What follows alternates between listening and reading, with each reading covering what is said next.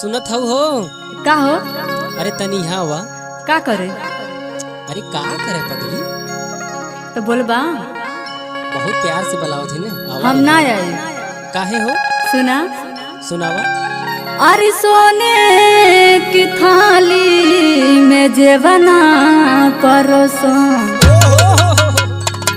अरे सोने की थाली में जेवना परोसो।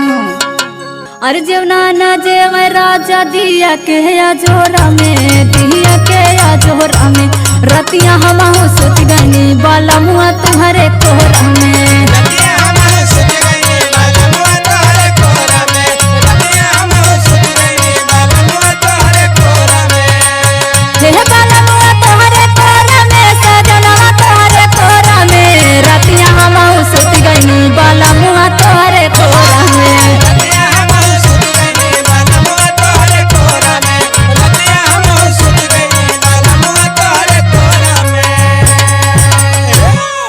और सुना।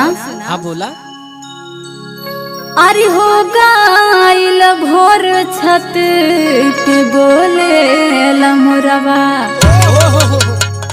अरे हो गाइल भोर छत पे बोले लमुरवा। अरे टूट गई नी झूलनी रजऊ तोहरे छोरी छोरा में हो, तोहरे छोरी छोरा में। रतिया हम सोच गई बाला मुआ तोहरे कोरा में।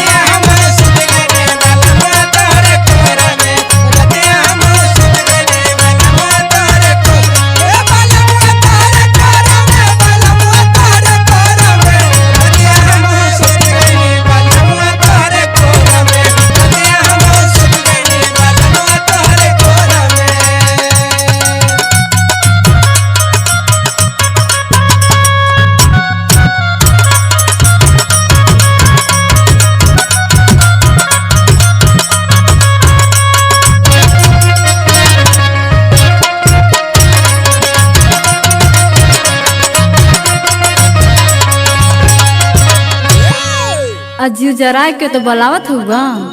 अरे ऐसा ना बात है पगली। सुना। सुनावा। हर पाई के मौका जक्सन मरला तू एक्शन। अरे पाई के मौका जक्सन मरला तू एक्शन।